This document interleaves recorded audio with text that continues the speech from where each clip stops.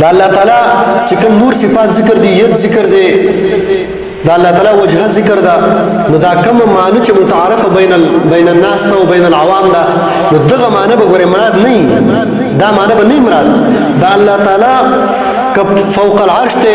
خو استواء ليس كاستواء المخلوق، دا استواء د مخلوق د استواء بشان نه ده، داسې به نه ګڼي، کدا سو شو کافر شو او مجسمونه جوړ شي تقبل عقیده توافق دا خو ځان له کافر خود د دین به امکان نه کې چې الله تعالی پر نه ده کنه. نو امام ابو حنیفه رحم الله فرمایي چې من انکر ان الله تعالی فوق العرش فهو کافر. خلق افعال العباد امام بخاری رحم الله ذکر کړی، دا د امام سے مذهب د چې چا انکار وکړو د دې خبره نه چې الله تعالی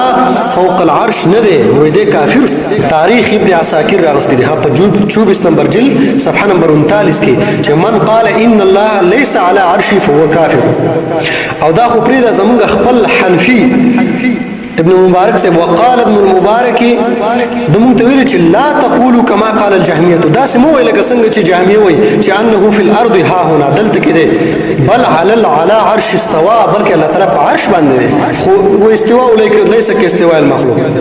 دا امام بخاری خلق افعال العباد جلد نمبر 2 صفحه نمبر 15. دغه امام بخاری خلق افعال جلد نمبر 2 صفحه نمبر 56 او 57 کې وایي والله تعالی فوق العرش وهو يعلم ما انتم عليه. همدارنګه شرح اصول اعتقاد اهل سنت جلد نمبر 1 صفحه 143. نن درته دا ټول وایم، دا ځکه آینده کې بیا د سبق راځي نو سبوت اشاره کوه، بیا به تاسو اشاره کوئ چې آلته کې تیر شي. نو شرح اصول اعتقاد اهل سنت جلد نمبر 1 صفحه 143 کې دي چې وان ربه هو الذي، بشک رب چې دین هغه ذات ته علی العرش استوا، چې هغه په عرش باندې مستوي. او چا مبارک سے تچاوی کنه امام بخاری نقل کړي خلق افعال العباد کې دویم جلد 15 نمبر صفحه کې ابن مبارک سے تچاوی چې کیف نعرف ربنا، موږ خپل رب څنګه پیژنو؟ قال فوق سماواته على عرشه، وی لپاس د اسمانونو لپاس على عرشه په عرش باندې، دسه موږ پیژنو. او دا خود زنادقه دغه عقیده ده، هغه زنادقه وی چې الله تعالی په عرش باندې نه دی. امام بخاری خلق افعال العباد جلد 2 صفحه نمبر 15 اور پسې پاڼه راوړو 16 نمبر صفحه نو ذکر کړی چې الجهمیه زنادقه، جهمیه چې دینو دا زنادقه دي، ځکه چې انما یریدون ان الله ليس على العرش استوى، ځکه دی وی دا جهمیه وی چې الله تعالی په عرش باندې مستوي نه دی، بلکې زمونږ عقیده دا ده چې الله تعالی په خپل باندې فرمایلی دي. امام ابو نعیم حلیة الاولیاء جلد نمبر 6 صفحه نمبر 7 کې چې قال الله تعالی وانا الله فوق عبادي، ز الله تعالی مل پاسه د بندگان خپل، وعرشی فوق جميع خلقي، زما عرش ته تمام مخلوق له پاسه دی، وانا على عرشي، الله تعالی ز په خپل عرش باندې. او نن سبا علماء دې په دې خبر کې عوام خو په دې نه پوهیږي، علماء مو چې الله تعالی په عرش باندې نه دی، وعرشي فوق جميع خلقي وانا على عرشي ادبر امر عبادي في سماء وارض. موږ رحلة الاولیاء او زمونږ شرح اصول اعتقاد اهل السنه امام الالکائی جلد نمبر 1 صفحه نمبر 336 یاد ساتي ځان سره دا به ځان سره ولیکم. ومن انکر ما وصف الله به نفسه فقد كفر، دا زموږ عقیده ده. ومن انکر چا چې انکار وکړو ما د هغه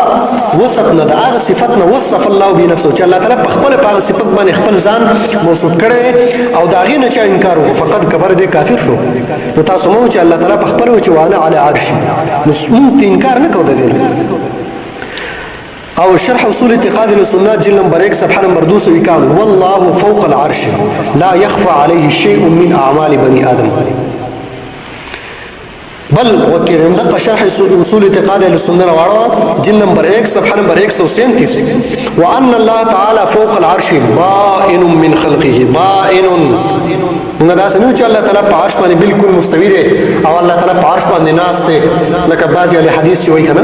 او دا نن سبانی اهل حدیث چې دي دا مجسمه دي ګوره پاسل کې، دا مجسمه دي، دغه الله تعالی پر جسم ثابت دی. موږ وایو چې وان الله فوق العرش بائن من خلقه كما وصف نفسه، څنګه الله تعالی خپل نفس په خپل باندې وصف کړی دی د قرنګي موږ منو. او کچا دسی وي چې الله تعالی په عرش باندې دی او دا غي استوا ده سده لکه استوا د مخلوق نو دی کافر دی سو کوئی امام الکای ذکر کړي شرح اصول اعتقاد السنه جلد نمبر 1 صفحه نمبر 256 کې من قال ان الله تعالی فوق العرش واستواؤه كاستواء المخلوق فهو كافر نو د الله تعالی یو صفت هم داسې نشته چې مخلوق کې وي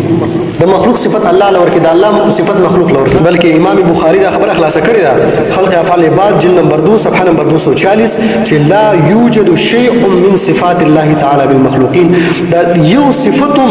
د الله تعالی د مخلوقاتو د الله تعالی صفاتو کې یو صفتم داسې نشي چې هغه د مخلوق سره مخلوق کې مونږ شي دا نشته خو زمونږ عقیده دا ده چې الله تعالی په السما دی ها په السما دی هغه وینځي هغه حدیث دی هغه ډېر مشهور دی هغه تاسو ته یاد دی امام الکای شرح اصول اعتقاد اهل سنت جلد نمبر 1 صفحه نمبر 254 کې وی والله تعالی فی السماء نو دا موږ د عوامو ته د عوامو جبه کې وایو چې الله تعالی پارځ کې الله تعالی پارځ کې الله تعالی پارځ والله تعالی فی السماء وعلمه فی کل مکان الله تعالی علم چې دی نو دا پارځ